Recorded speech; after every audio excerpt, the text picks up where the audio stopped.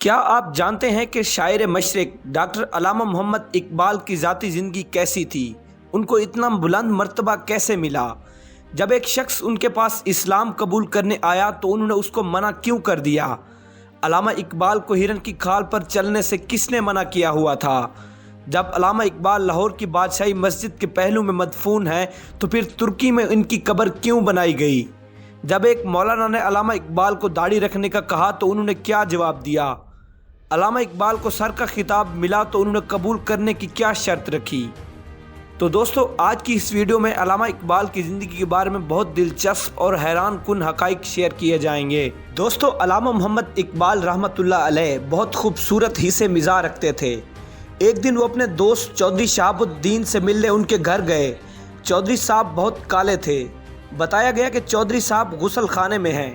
اقبال کچھ دیر انتظار میں بیٹھے رہے۔ جب چودھری صاحب باہر آئے تو اقبال نے کہا، پہلے ایک بات بتائیے، آپ کون سا صابن استعمال کرتے ہیں؟ چودھری صاحب نے کہا، یہ کیوں پوچھ رہے ہیں؟ اقبال نے جواب دیا، نالی میں بہت سا کالا پانی بہہ کر آ رہا ہے، بہت کارگر صابن معلوم ہوتا ہے۔ ایک دفعہ علامہ اقبال سے سوال کیا گیا کہ عقل کی انتہا کیا ہے؟ جواب دیا، حیرت۔ پھر سوال ہوا، عشق کی انتہا کیا ہے؟ فرمایا، عشق کی کوئی انتہا نہیں ہے۔ سوال کرنے والے نے پھر پوچھا، تو پھر آپ نے یہ کیوں لکھا ہے کہ تیرے عشق کی انتہا چاہتا ہوں؟ علامہ صاحب نے مسکرا کر جواب دیا، دوسرا مصرع بھی تو پڑھیے جس میں اپنی حماقت کا اعتراف کیا ہے کہ میری سادگی دیکھ کیا چاہتا ہوں۔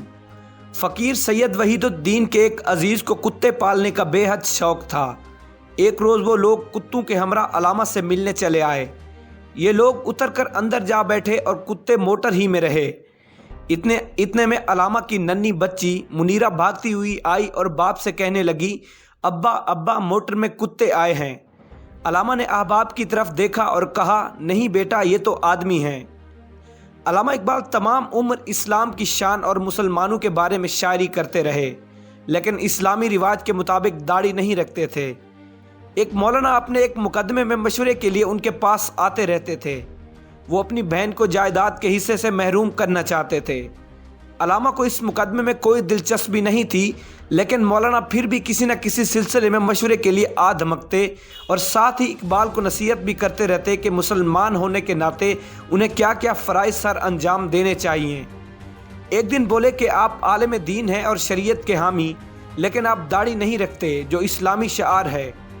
علامہ ان روز روز کی نصیحتوں سے تنگ آ کر بولے، مولانا، آپ کی تلقین کا مجھ پر بہت اثر ہوا ہے اور میں نے عہد کیا ہے کہ آپ کے ساتھ ایک معاہدہ کروں۔ یہ بجا ہے کہ مسلمان کے منہ پر داڑھی نہ ہونا غلط ہے، لیکن اسلام کے مطابق بہن کو وراثت سے محروم کرنا بھی تو شریعت کے خلاف ہے۔ لائیے ہاتھ، میں داڑھی بڑھا لیتا ہوں، آپ اپنی بہن کو وراثت میں حصہ دے دیجئے۔ یہ سن کر نہ تو مولانا کا ہاتھ آگے بڑھا اور نہ ہی علامہ اقبال کی داڑھی بڑھی۔ علامہ محمد اقبال اور مولانا جلال الدین رومی کے درمیان بڑا گہرا روحانی تعلق موجود ہے۔ علامہ اقبال خود کو مرید ہندی اور مولانا جلال الدین رومی کو پیر رومی کہتے تھے۔ حکومت ترکی نے علامہ محمد اقبال کی اس گہری محبت کے اعتراف کے طور پر مولانا جلال الدین رومی کی قبر مبارک کے قریب پاکستان کے اس قومی شاعر کی ایک علامتی قبر بنا رکھی ہے، جس پر یہ الفاظ کنندہ ہیں، پاکستان کے ملی شاعر علامہ محمد اقبال، عزیز مرشدی حضرت مولانا۔ یہ علامتی قبر 60 کی دہائی میں علامہ محمد اقبال کی مولانا جلال الدین رومی سے انسیت، دلی لگاؤ کی عکاسی کے طور پر بنائی گئی۔ ترک باشندے بھی پاکستان کے قومی شاعر علامہ محمد اقبال سے گہری محبت کرتے ہیں۔ ترکی کے صدر طیب اردگان، وزیر اعظم احمد داؤد اور کابینہ کی اکثریت علامہ محمد اقبال سے بڑی متاثر ہے۔ علامہ اقبال کی حکومت کی طرف سے سر کا خطاب ملا تو انہوں نے قبول کرنے کی یہ شرط رکھی کہ ان کے استاد مولانا میر حسن کو بھی شمس العلماء کے خطاب سے نوازا جائے۔ حکام نے یہ سوال اٹھایا کہ ان کی کوئی تصنیف نہیں، انہیں کیسے خطاب دیا جا سکتا ہے؟ علامہ نے فرمایا، ان کی سب سے بڑی تصنیف خود میں ہوں۔ چنانچہ حکومت کو ان کے استاد کو شمس العلماء کا خطاب دینا پڑا۔ خلافت تحریک کے زمانے میں مولانا محمد علی اقبال کے پاس آئے اور لعنت ملامت کرتے ہوئے بولے، ظالم، تم نے لوگوں کو گرما کر ان کی زندگی میں ہیجان برپا کر دیا ہے، خود کسی کام میں حصہ نہیں لیتے۔ اس پر اقبال نے جواب دیا، تم بالکل بے سمجھ ہو، تمہیں معلوم ہونا چاہیے کہ میں قوم کا قوال ہوں، اگر قوال خود وجد میں آ کر جھومنے لگے تو قوالی ہی ختم ہو جائے گی۔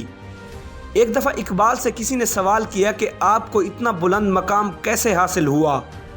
تخیل کی بلندی، سوچ کی اتنی وسیع پرواز، اس مقام تک کیسے پہنچے؟ اس پر آپ نے جواب دیا کہ میں نے 1 کروڑ مرتبہ نبی پاک صلی اللہ علیہ وآلہ وسلم کی ذات مبارک پر درود پڑھا ہے۔ آپ کو نبی پاک صلی اللہ علیہ وآلہ وسلم سے بے انتہا عشق تھا۔ جب بھی نبی پاک صلی اللہ علیہ وآلہ وسلم کا نام آپ کے سامنے لیا جاتا، آپ کی آنکھیں اشک بار ہو جاتی۔ ایک دفعہ راجہ نریندر ناتھ نے علامہ اقبال رحمۃ اللہ علیہ کو چائے پر مدعو کیا۔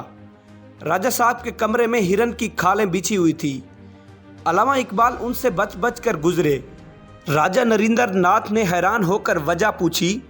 آپ نے جواب میں بتایا کہ میرے استاد محترم نے ایک مرتبہ میری دی ہوئی جائے نماز استعمال نہ کرنے کا سبب بتاتے ہوئے انکشاف کیا تھا کہ ہرن کی کھال پر بیٹھنے یا چلنے سے انسان کے دل میں لاشعوری طور پر غرور کا احساس پیدا ہوتا ہے، اور یہ ایک ایسی مسلمہ بات ہے جس کا ذکر حدیث شریف میں موجود ہے۔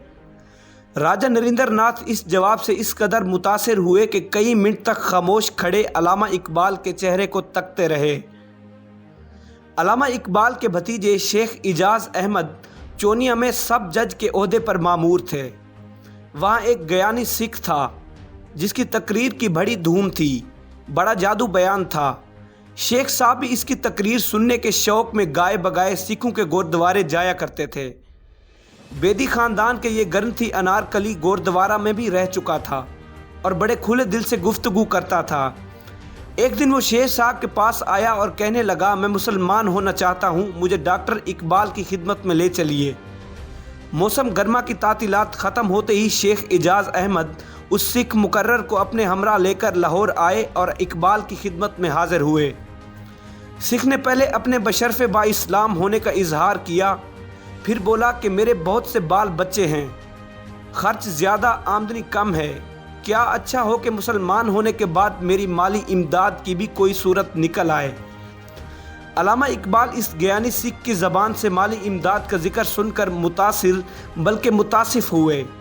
انہوں نے فرمایا، اول تو مسلمانوں کے پاس ایسا کوئی ادارہ نہیں جہاں نو مسلموں اور ضرورت مندوں کی مالی امداد کی جاتی ہو۔ دوسرے مسلمان ہونے کے لیے مالی امداد کی شرط، یہ بات کسی طرح پسندیدہ نہیں۔ اس کے بعد علامہ اقبال نے ایک واقعہ سنایا۔ میرے والد ضلع گوجرانوالہ میں ایک بزرگ سے ملنے گئے۔ یہ بزرگ گاؤں سے باہر چارپائی پر بیٹھے چند صاحبوں سے گفتگو کر رہے تھے۔ اتنے میں ایک جنگلی خرگوش جس کے پیچھے کتے لگے ہوئے تھے بھاگتا ہوا ادھر آیا اور چارپائی کے نیچے بیٹھ گیا۔ اس خرگوش کا جو کتے تعاقب کر رہے تھے وہ چارپائی پر آدمیوں کو بیٹھا دیکھ کر ٹھہر گئے، بلکہ یوں کہیے کہ ٹھٹک کر رہ گئے۔ وہ بزرگ یہ منظر دیکھ رہے تھے۔ انہوں نے خرگوش کو مخاطب کر کے فرمایا، اے عقل مند، پناہ بھی لی تو انسان کی۔ علامہ اقبال یہ واقعہ سنا رہے تھے اور ان کا چہرہ تمتماتا جا رہا تھا، یہاں تک کہ ان پر رکت طاری ہو گئی۔ انہوں نے صوفے پر اپنی تھوڑی رکھ دی اور زارو قطار رونے لگے۔ ان کی آنکھوں کے آنسوں جو ابھی تک جھلک رہے تھے اب موتیوں کی طرح ٹوٹ ٹوٹ کر گرنے لگے۔ گیانی حکیم اس حکیمانہ مثال کو کچھ سمجھا کچھ نہ سمجھا، لیکن خاموشی کے ساتھ چلا گیا۔ نوبل پرائز پر ایک مرتبہ طلبہ کا ایک گروپ ان سے ملنے آیا۔ انہوں نے عجیب سا سوال کر دیا کہ آپ کو نوبل پرائز کیوں نہیں ملا؟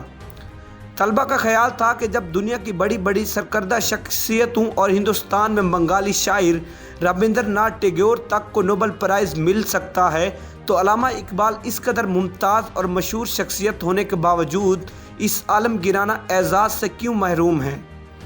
علامہ اقبال جو طلبہ کے ہر سطح کے سوال کو خندہ پیشانی سے سن لیا کرتے تھے، قدرے مسکرائے اور فرمایا، اگر مجھے نوبل پرائز مل چکا ہوتا تو پھر مجھ سے یہ سوال کیا جانا چاہیے تھا کہ میں کون سے کاریہ نمایاں انجام دینے پر اس کا مستحق سمجھا گیا ہوں، لیکن نہ ملنے پر تو یہ سوال ہی پیدا نہیں ہوتا۔ علامہ اقبال کے اس انکسار اور دلیل آمیز جواب کے بعد طلباء کے لیے اس موضوع پر بحث کی گنجائش نہ رہی۔ دوستوں میری اگر یہ ویڈیو آپ کو اچھی لگی تو میرے ویڈیو کو لائک کریں، شیئر کریں، کمنٹس کریں اور میرے چینل کو لازمی سبسکرائب کر لیں تاکہ آنے والی اچھی ویڈیوز سے آپ لوگ فائدہ اٹھا سکیں۔